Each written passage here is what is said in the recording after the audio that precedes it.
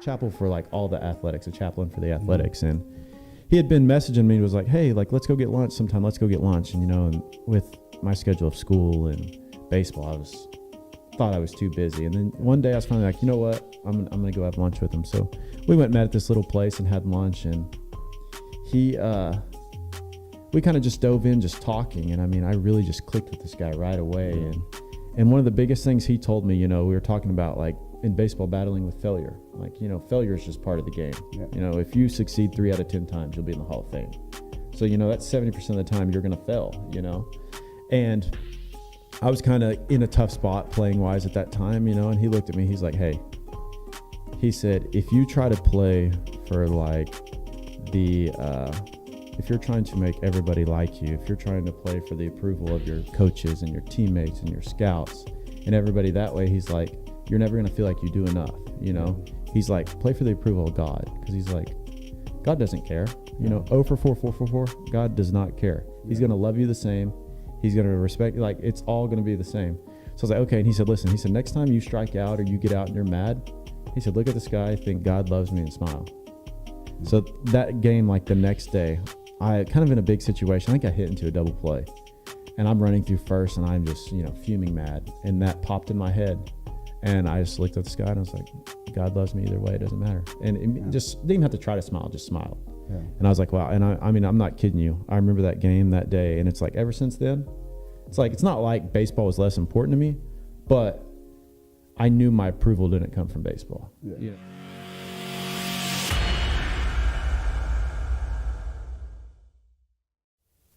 Hey guys, welcome back to SOGTV. Today I have a rather different kind of guest. Caleb Knight, Chicago Cubs baseball player. You are a catcher, correct? Yes, sir. All right, just making sure. Didn't want to call you, an outfielder or something like that. But anyway, so welcome, Caleb Knight. How's it going, buddy? Going great. Excited to be here. Looking forward to doing this today. Good deal. It's a little different for both of us. I mean, I know you've done a lot of podcasts and stuff, but not usually in person. Yeah. This is my first one ever here in person. You got a nice studio here. Looking forward to it. Yeah, I appreciate that. So tell me a little bit about you. I know here's what I know. You're from Chicago. Mm-hmm. You play for the Cubs. Yeah, so I was born and raised in Chicago. Grew up there my whole life. Lived in the same place my whole life. Went to high school there. After high school, I went to Connor State College in Warner. Played there for 2 years, and then was lucky enough to go on after there and played at the University of Virginia for 2 more years after that. Graduated there with my degree, and then signed to play with the Cubs in 2018, and been grinding away ever since with them. Oh wow! So that's kind of the short version. Yeah. Is what you expected? No, not at all. Not at all. I haven't honestly.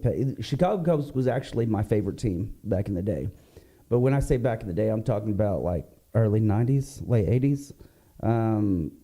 Back in Sammy Sosa played for the Cubs, didn't he? Yeah, sure. Yeah. I'm a huge Sosa fan. I have to question that because that was, my God, that was back in the '80s and '90s. Yeah. And I can't remember back then. I was like 10.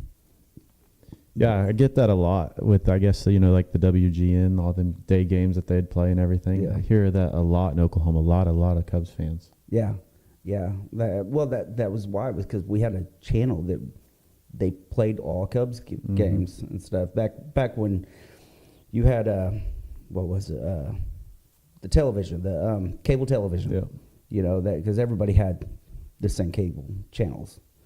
But so you started in 2018. What made you want to even be a professional baseball player? Because that's, I mean, a lot of kids talk about it. Nobody really actually does anything. They'll play hard in school, but what made you think that you had what it takes? Yeah, so it all just kind of started in high school, I guess. It was like, football was my love. That was my big love. In high school, I loved playing football. There was nothing that compared to that feeling on Friday nights, going out on the field and playing. And that's kind of how small town Oklahoma is, It's like football is king, and then baseball just kind of fell behind that. So that was really like my love going through. And, I always played baseball. I played I've been playing since I was 4 years old. Played t-ball there in Shakota, and then grew up playing on a few little travel teams with just a bunch of local Shakota kids. And as we went on, I actually had more football scholarships than I did baseball scholarships. You know, it was all smaller stuff. Yeah, nothing major, but I kind of just had to sit down and think, like, what do I have more of a future in? You know, I felt like I was a little small to play football, and it really just, as far as playing professionally, maybe wasn't my best opportunity. So I ended up with a couple baseball offers, and I met with Perry Keith over at Connors State, and man, just his intensity and just how he was as a person really just attracted me. And that was kind of my decision at the time. You know, obviously the dream was to play professionally, but it didn't seem very realistic at that point. So it was just kind of like a step at a time, you know? So I was like, all right, you know, I want to go play college. And my parents told me in high school, they were like, hey, you know, we're just going to be honest with you. If you don't get some kind of sports scholarship or academic scholarship, we don't know how we're going to get you through college. So that was always like my motivation, was like, okay, you know, I'm going to be the best student I can be in school, and I'm going to do whatever it takes to get a scholarship. And when he offered me, he gave me, you know, a full ride, and that's what that was the first step I took. So did you go to go pro right after Connors, or no, you went to Virginia? Yep. Right? You went to Virginia. Did you graduate down there, or did you just? No. So I went to Connors for 2 years. I actually turned down the draft. Had some calls after my first year, and then after my sophomore year, I had some pretty good opportunities I could have went after, but to me, the money wasn't right to just leave school that early with the opportunity I had at Virginia. So I decided to go on from there, and they offered me a scholarship, and went on there and played there for 2 years, turned down the draft after my junior year, and then came back my senior year and ended up breaking my hand. Oh, wow. So that was kind of a tough road, because, you know, I had a good opportunity in the draft my junior year, but I felt like I had some unfinished business at Virginia, and I just really wanted to go back. And I felt like if I had a really good, solid season, that I could have even better opportunities. And went back, was playing great. Everything was going awesome. I think I was hitting like 350 with 2 or 3 homers in the first month. Wow. And then we were playing down in Miami, 3 straight at bats, 3 hit by pitches, and the last one like caught me the side of my hand. Jeez. Broke my hand, tried to play through it, just couldn't do it, and then finally just kind of had to sit back and sit out the rest of the season. So there went my pretty much any opportunity in the draft that year. So went back. I ended up graduating, and the Cubs story is kind of crazy. I didn't get drafted, obviously, so I was kind of just hanging out and at home, and I ended up with an independent ball opportunity, which is like a separate league from minor league baseball that you can get signed into affiliate ball out of there. So I had a friend who had called me and said, hey, I've got this coach who wants you to come play. So I was like, all right, I'll take up that opportunity. It's a team in Evansville, Indiana. Drove up there, moved in with the host family, was going to sign with the team the next day, and I woke up, took a shower, and I got out of the shower, and I had like 10 missed calls from a couple numbers I didn't know, and then from my coach at Virginia. So I called him back first. He's like, hey, the Cub Scout's trying to get a hold of you. And I was like, okay. He's like, give him a call back and call me. I was like, all right. So called him. First thing he said was, would you like to be a Chicago Cub? And I was The like, Scouts were the Cubs. Okay, my brain went instantly to the Cub Scouts. They have a team. no. Nice. The Scouts for the Cubs, yes. Yeah, so he said, would you like to be a Chicago Cubs? I said, absolutely, yes, and packed all my stuff right up and drove 8 hours right back home. Oh, wow. Then been going ever since. Nice. What was your intention in going to college? Was it purely just to play ball, or did you have a major? Yeah, so I had my plan B, like in school, I always thought I wanted to do engineering. And I quickly learned that with baseball, that just the schedules, that was never going to work. So after going to Connors for 2 years, it was actually crazy. I think I graduated with my associates at Connors, so I had 60-something credits coming out of there. Yeah. Well, with Virginia being the school it was, I think only like 40 credits transferred.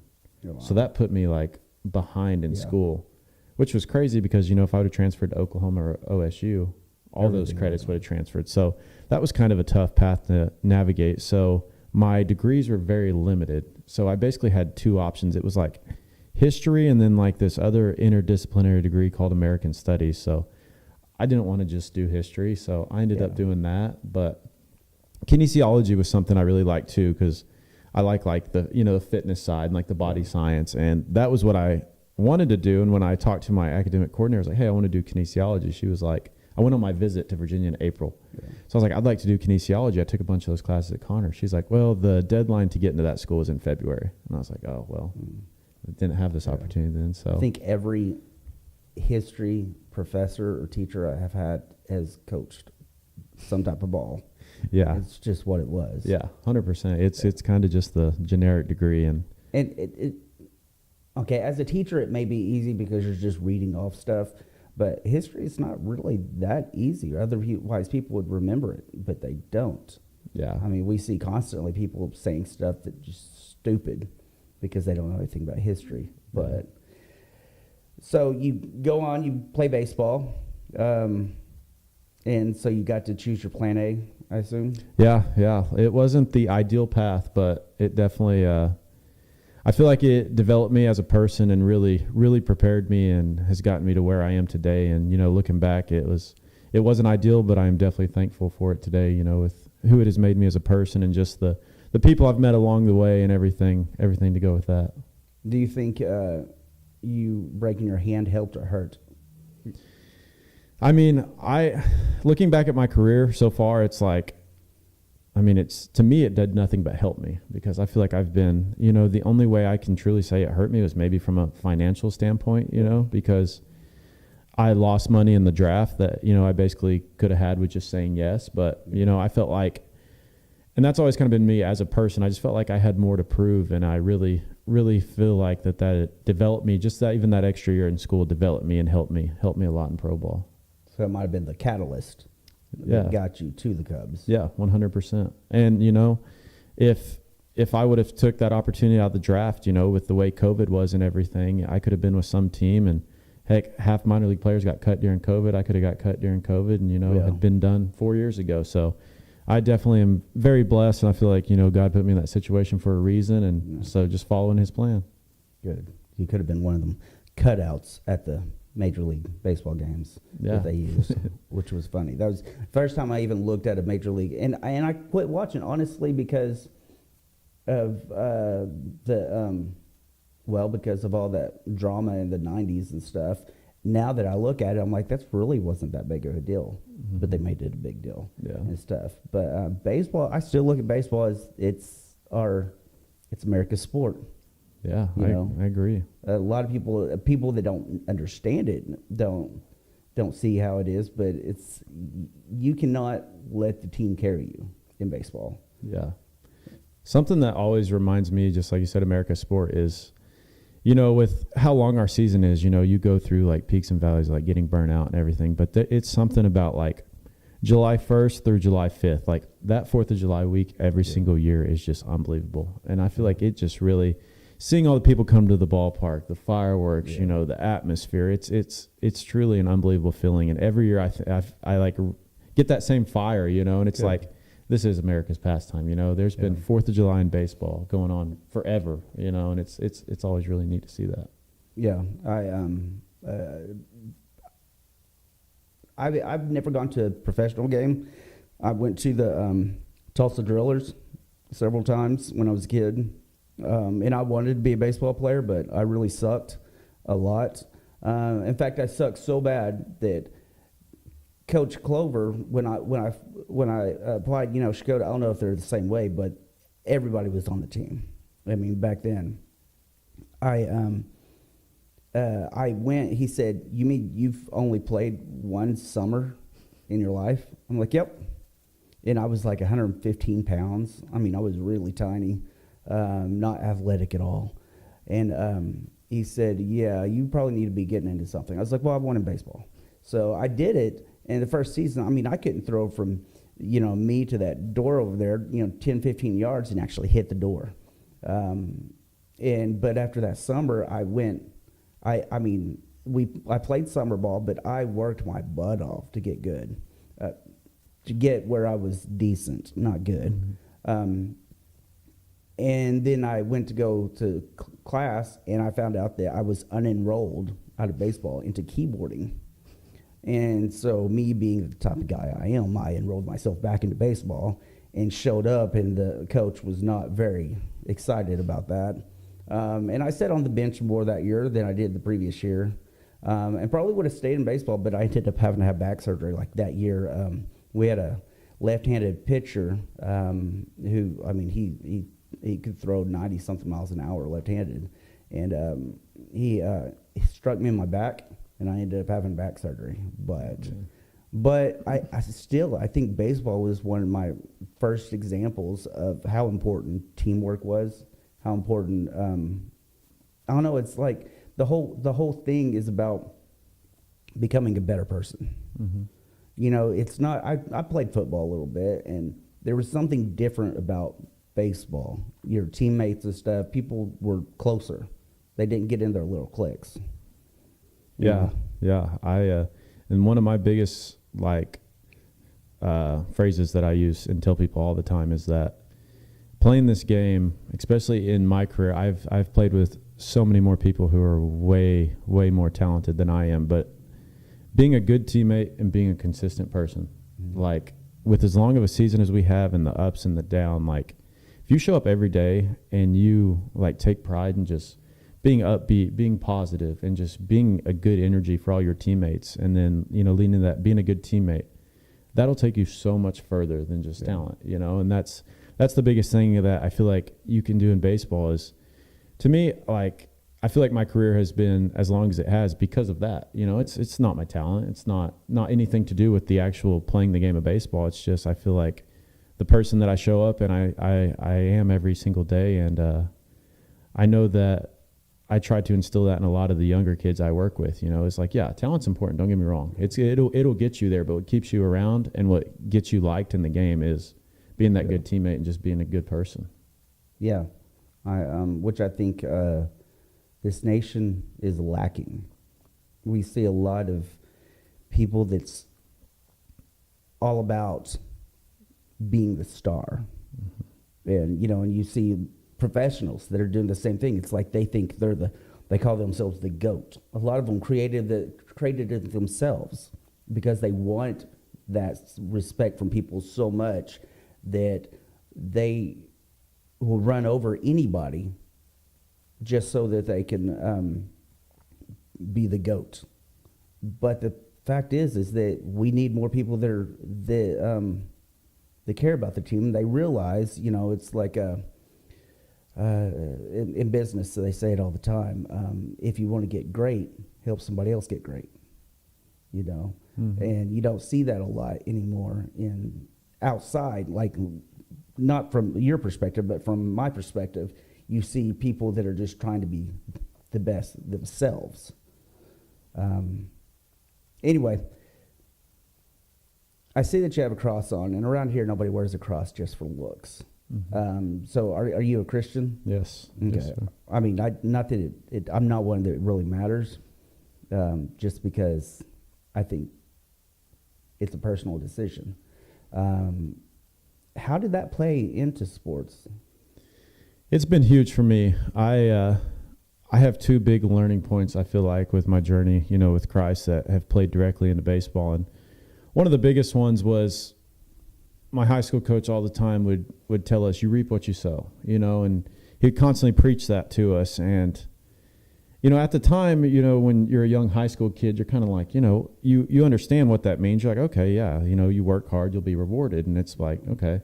But I'll never forget my senior year. We really dug into that, and we like believed that, and we cherished that. And then, you know, we worked so hard, and we never had any plans of, you know, doing anything in the postseason. You know, no team from Shakota had ever really played in the postseason. Yeah. So postseason comes around, and we're going to a really tough regional at Metro Christian, you know, one of the top teams in the state. You know, like it was like at the time, it didn't even seem like we belonged on the same field as them. And we go there, and I mean, we played lights out, and we win that regional. Wow. And it was like, oh, wow, you know, like we had no intentions, you know.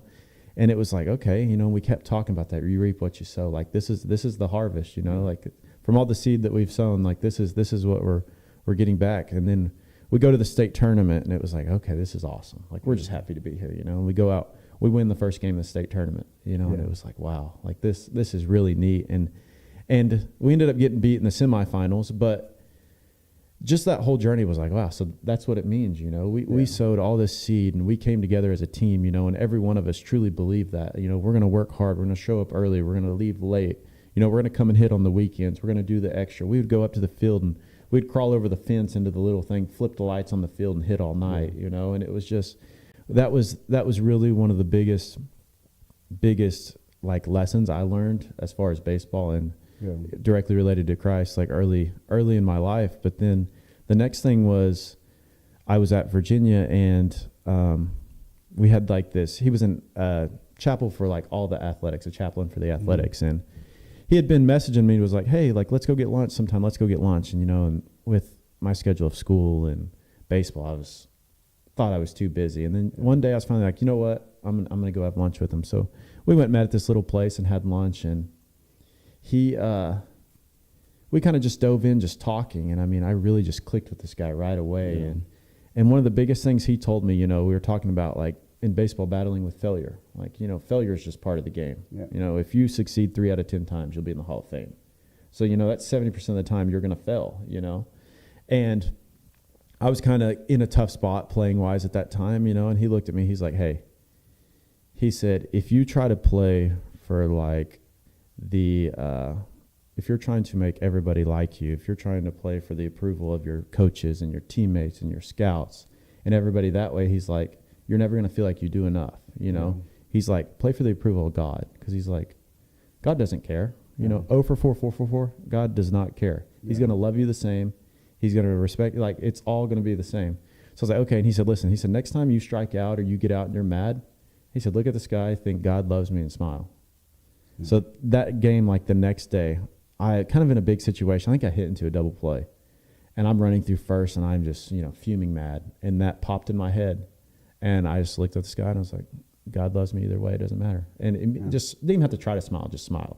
Yeah. And I was like, wow. And I mean, I'm not kidding you. I remember that game that day. And it's like, ever since then, it's like, it's not like baseball was less important to me, but I knew my approval didn't come from baseball. Yeah. God loved me. The bad days, the good days, God loves me the same. And you got to be that way on the good days too. If you're 4-4, 2 homers, you can't get overly. So, and that's something I really, I see a lot of my teammates in pro ball struggle with, is like the ups and the downs. They're really good one day and then terrible the next day. And it's like, hey, if you truly give yourself to God and you play for God's approval, you're going to like eliminate those ruts, and you're going to really find yourself being a lot more consistent. So that was really the second biggest thing.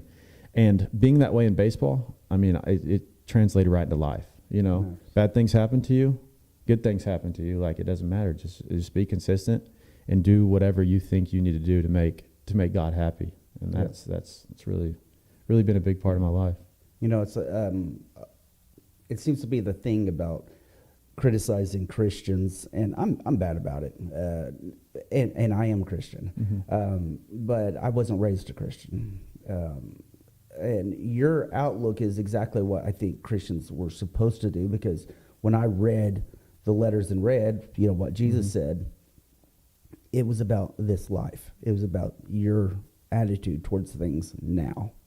He wasn't so focused on the 3 days. I say that, he was focused on 3 years that he was teaching, that the lessons about, reaping, about, your attitude and thanking God, and loving everybody.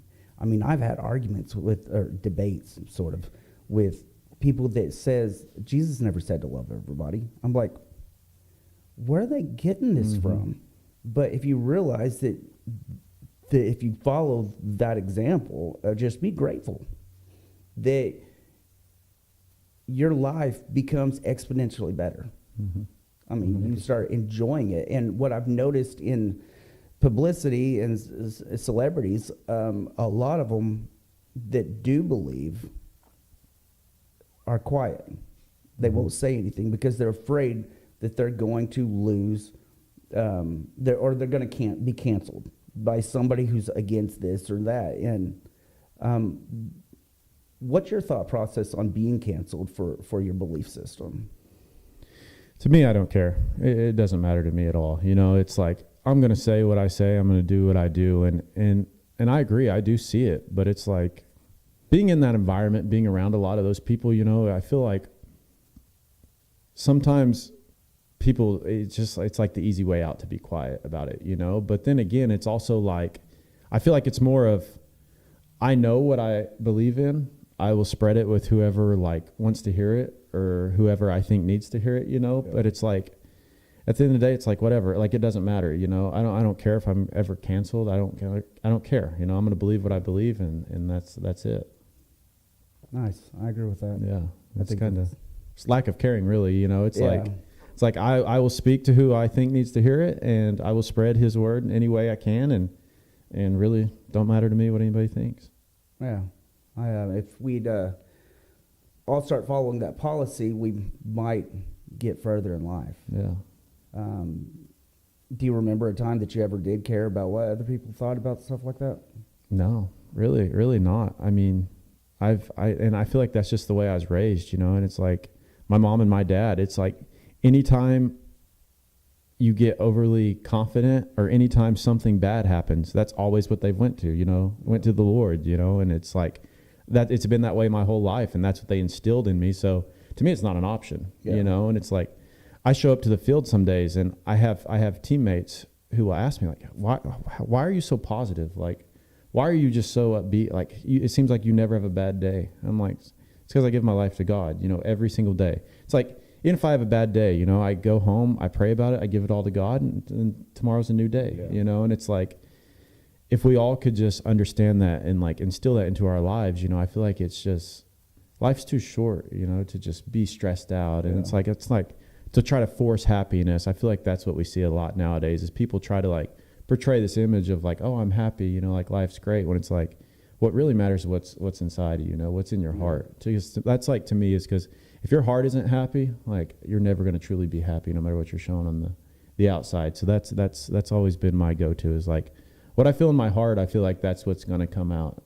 And that's what I live by. Nice. So I realize that being the off season, you're here in Shakota. How does that work out? Do you only train during season, or? So we stay booked up. I'll usually go to spring training middle of February, and then from February till pretty much the end of September is baseball. So I'll come home. I get to come home the end of September, and pretty much October, November, December, January, like, I'm free man. I really have no baseball obligations, like, as far as with the Cubs. We're grown men.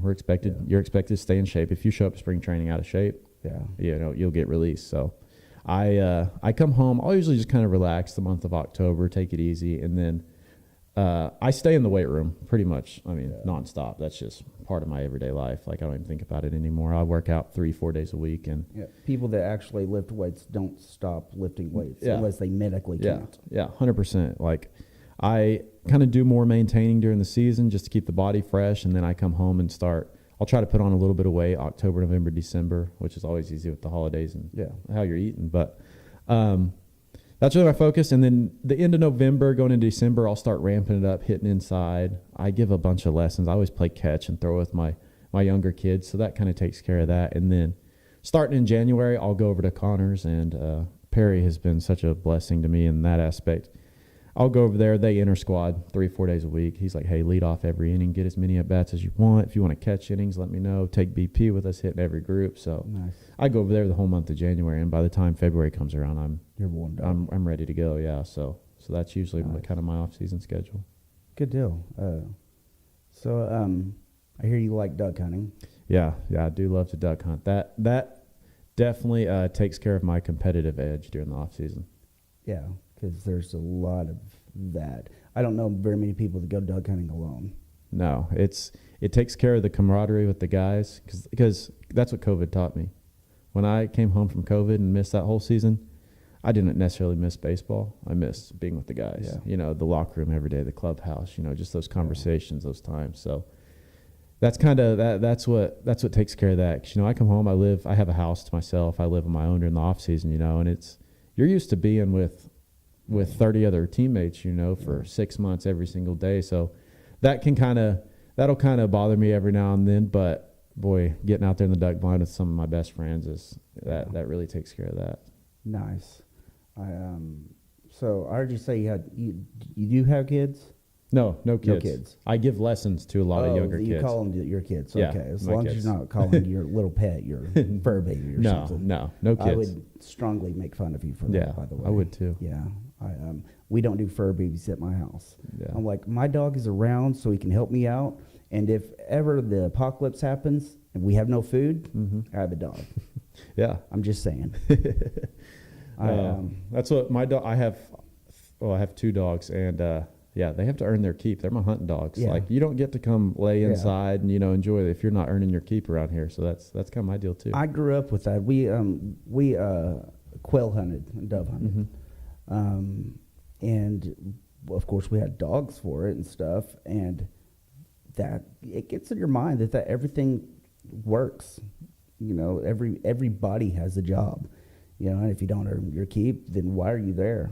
Yeah. And I think that's a lot like baseball, is that if you're not earning your keep, why are you there? I mean, if you're, even if you suck at it, if you're a bench warmer, no, you don't really have that at major league level, but I mean, you're at least, pepping people up. And honestly, the way I look at it is if you're not pepping your own team up, even if you're the number one player, then why are you there?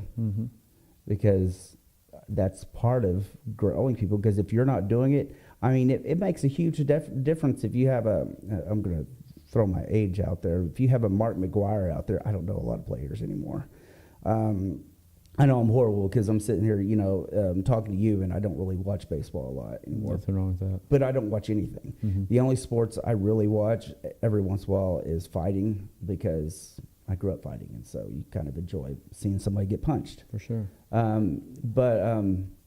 But I think everybody, I personally believe that every person should be involved in baseball at one time in their life.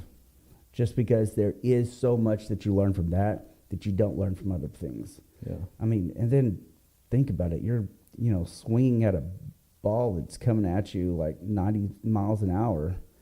It hurts a lot. Yeah. And I sucked at bat.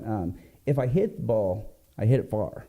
But I never swung. So I got hit by the ball a lot. That was my way to get on base.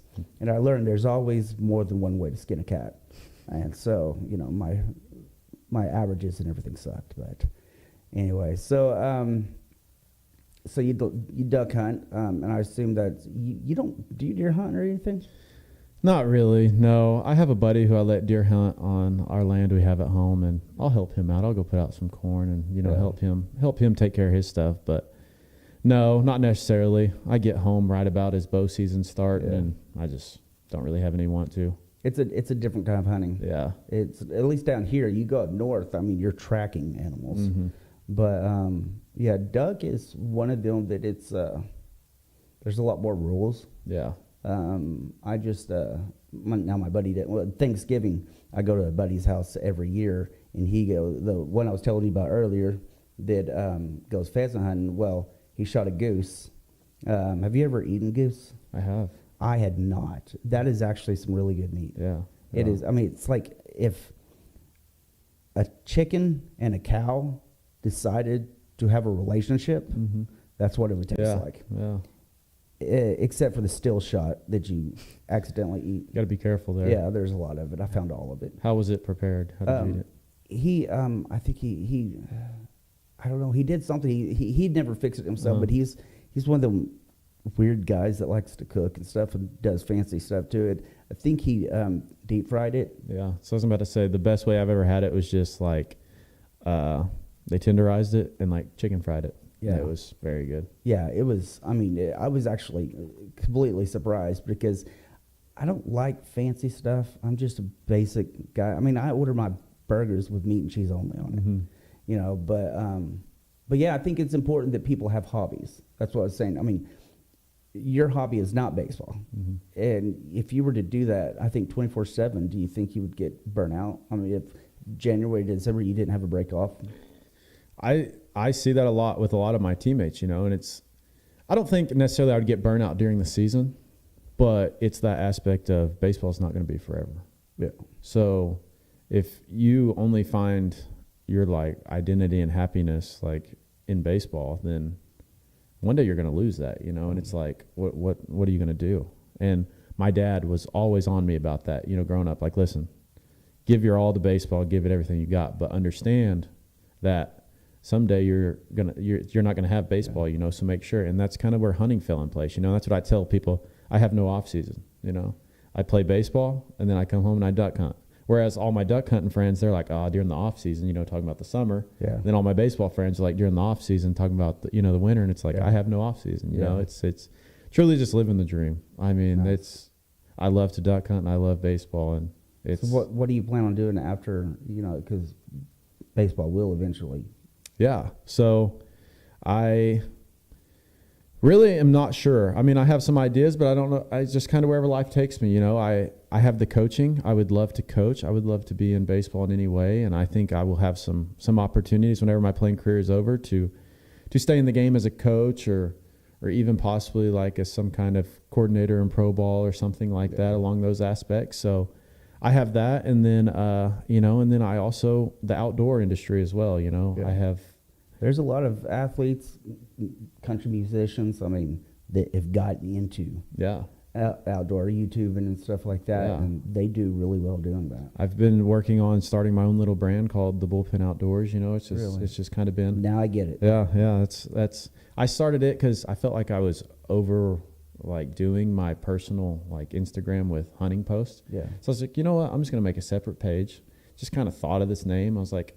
And it just, we were talking about that camaraderie aspect. It's like, as a catcher, you spend a lot of time in the bullpen, you know, catching bullpens. And it's like, you sit down there with those pitchers the whole game on days you're not playing. And it's just like the conversations. And it reminds me of the duck blind. You know, you're sitting there on them slow mornings duck hunting.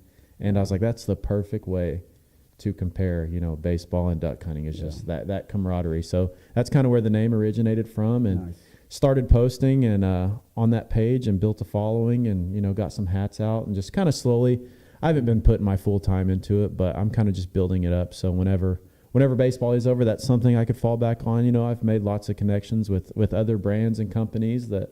Connections is a huge part of it, no matter how good of I mean, I have a company, Soldier of God Television has started out as Soldier of God Apparel. And then I went to SOG TV, but obviously because I don't want people to think that you have to be this way or that way to be on the podcast or to talk about anything. For sure. But if you have people, you know connections, it's a lot easier to get things sold out there because, I mean, but you coming from Chicago Cubs, you know, everybody knows who the Cubs are. You know, even if you don't watch baseball, you know who Chicago Cubs are. Yeah. I honestly think they are the American baseball team. Yeah. People say Yankees, stuff like that. I was like, yeah, they were bought and paid for. Yeah, 100%. And I wouldn't doubt that they're still bought and paid for. I said it. You know, cancel me. But I think you're right. It's important to think what happens later because you're going to end up retired. In fact, most people, I was talking to somebody the other day, I mean, you can stick in a job for 20 years, retire, go to another job for 20 years and retire. You know, and a lot of people do that. People don't stick in the same thing. And so do you have anything to do with charities or anything?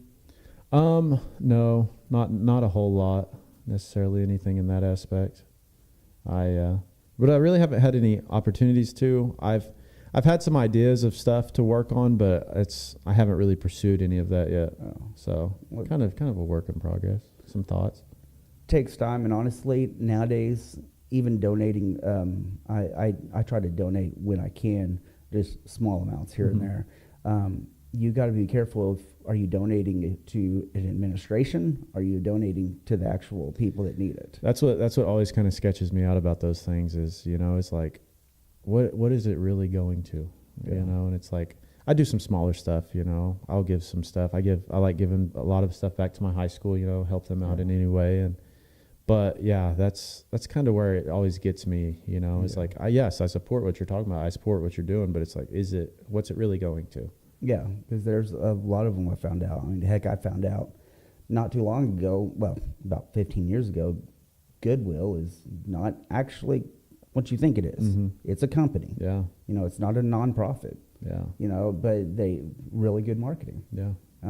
So no, I'm excited. I saw the hats and everything when I was checking everything out.